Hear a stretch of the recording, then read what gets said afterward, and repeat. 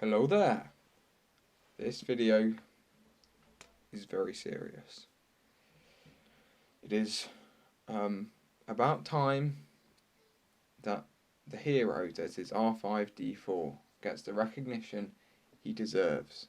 For too long has he been laughed at, scorned, mocked for being the droid that could not even travel in a straight line without his head exploding. This is not true. Today, or maybe tomorrow, or whenever the video gets uploaded after the recording, I aim to put an end to this. So let's get into it. Little is known about R5-D4 until he is seen in A New Hope, and what the story would have you believe is that he was a droid, an astromech, a little old, and he was sold to Owen Lars, and then he exploded. He was a failure. That was what he was portrayed as. But the true story is far more heroic than you could ever imagine, unless you know the story, which comes from Star Wars from a certain point of view, 40 years celebrating Star Wars A New Hope.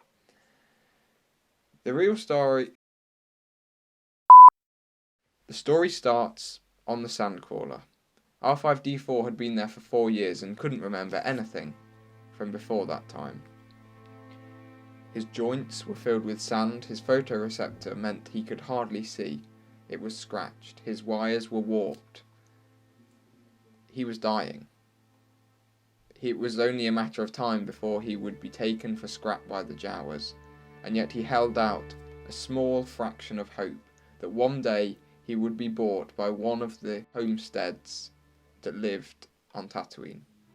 One day, surprisingly, some Jawas came up to him. He had presumed it was the time that he would be taken and scrapped, and yet they gave him fresh oil, they cleaned his photoreceptor. He realised he was about to be bought. It sounded like some homestead had specifically requested an astromech unit. He would finally be saved. Later on, however, a droid was picked up, and then another. Now there are 2 of them. The first one was gold. It was a protocol droid, C-3PO. Hello. And the second droid, another astromech, R2-D2. He realised this R2 unit was far superior to him, and so his chance to survive seemed to have disappeared. However, he continued on. He decided that he would preserve his energy. He would power down under the small chance that they would choose him instead of this newer, more advanced unit. He was woken up in his sleep, or his droid sleep, by the other astromech unit, R2-D2. It was trying to sabotage him, and he realised this. He spun round, but he didn't fight. He didn't retaliate. He just asked why. He said, "Why are you doing this?" in binary, obviously. R2-D2 told him that he was on an important mission and that he had to leave the Sandcrawler immediately. The fate of the galaxy was at stake. R5-D4 didn't really believe him until R2-D2 told him it was something for the rebellion, and R5-D4 remembered some memory from before the 4 years that he only really knew the rebellion. It meant something to him.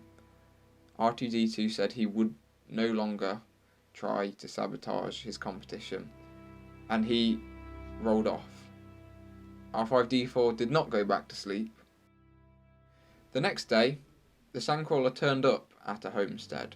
All the droids who may have been bought or were available to be bought were lined up outside the Sandcrawler, and the Master and a young boy, we know as Luke, showed up.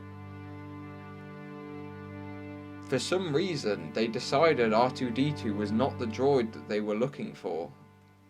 R5-D4 had done it. He was going to be bought. He was going to be saved. As he rolled off following his new master, R2-D2, as it says in the book, gave a sad chirp. R5-D4, something in him changed. Something in him knew that what R2-D2 had said was true. He did need to leave that sandcrawler that day. And so he did what we all saw him do in the film. He diverted power to his motivator and effectively blew it up. He sacrificed his chance at a life to save a galaxy that had not shown him any kindness. For a rebellion he didn't really know. He saved the galaxy, and yet he is remembered as a failure. R2-D2 went on to deliver the plans of the Death Star to the rebellion. Luke Skywalker saved the galaxy, but if it hadn't been for R5-D4's noble sacrifice, none of that would have happened. Now, he survived. He was put back on the sandcrawler, and only 2 days later, the Jawas were killed by stormtroopers, and he rolled off into the desert. Did he make it? Well, yes, probably. He's in The Mandalorian, the episode that takes place on Tatooine, so I suppose his story does have a reasonably happy ending. But he deserves more respect. He is a legend. He is not merely some droid that is falling apart. He is a droid who deserves so much respect from so many, but receives it from so few. He should have received a medal on Yavin. Luke Skywalker, well, he flew an X-Wing, but I didn't see him blowing up his own head. Han Solo, no. He didn't sacrifice himself for the rebellion, but who did? R5-D4, that little droid. Thanks for watching. This video is obviously just a bit of fun, but it is all canon. It comes from the, as I said, 40 stories celebrating 40 years of Star Wars from a certain point of view. Came out a couple of years ago. This one is called The Red One by Ray Carson. It is a good read, a little bit of fun. But yeah, thanks for watching. Remember to subscribe to the channel, like the video, comment your thoughts. I mean, personally, I think R5-D4 deserves all the respect in the galaxy, but let me know. Is there any other characters that deserve more respect than they get? Let me know, and I guess I could do some videos on them. Thanks for watching. Bye.